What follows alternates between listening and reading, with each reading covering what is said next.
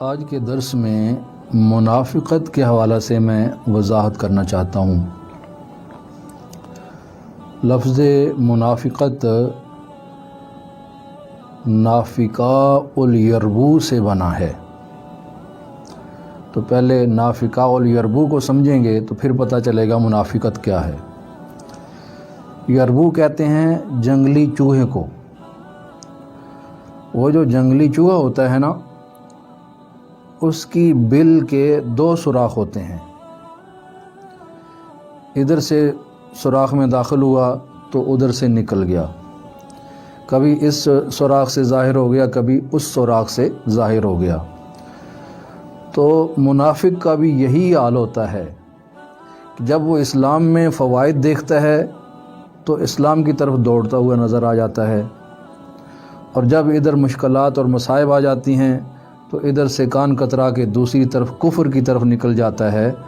تو وہ اس سوراخ کو جس کو نافقہ الیربو کہتے ہیں، اس سے لفظ منافق بنا ہے۔ منافق کی پھر 2 قسمیں ہیں۔ ایک ہے منافق عملی۔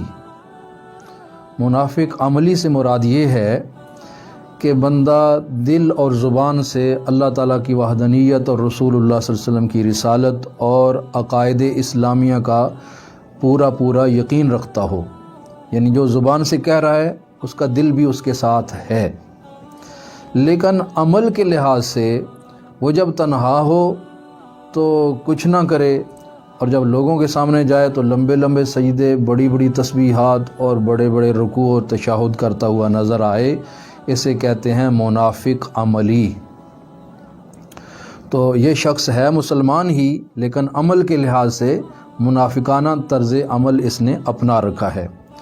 تو اس کے لیے توبہ کی گنجائش ہے، اگر یہ توبہ کر لے گا تو اللہ تعالیٰ اس کو معاف کر دے گا، اور اگر توبہ نہیں کرے گا تو آخرت میں جا کر اس کو اپنی اس منافقانہ طرز عمل کی سزا جہنم میں ملے گی، اور جب وہ سزا پوری ہو جائے گی تو پھر اس کو جہنم سے آخر کار نکال لیا جائے گا۔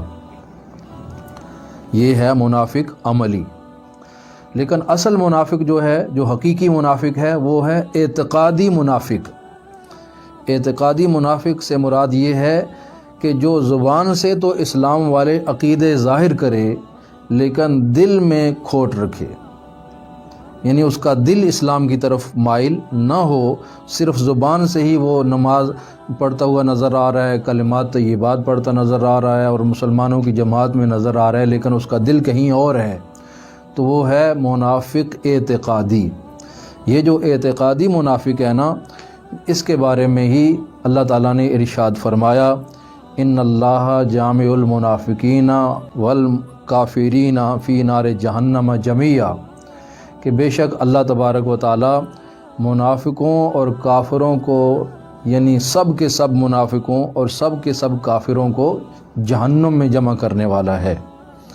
تو یہاں منافقوں اور کافروں کے لیے بتایا گیا کہ ان کو جہنم میں جمع کیا جائے گا، لیکن منافق ایسا خطرناک کافر ہے کہ جس کے بارے میں پھر ارشاد فرمایا، ان المنافقین فی الدرک الاسفل من النار، کہ جو منافق ہے نا، یہ جہنم کے سب سے نچلے درجہ میں ہوں گے۔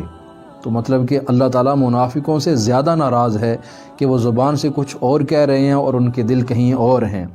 تو یہ ہے منافق اعتقادی۔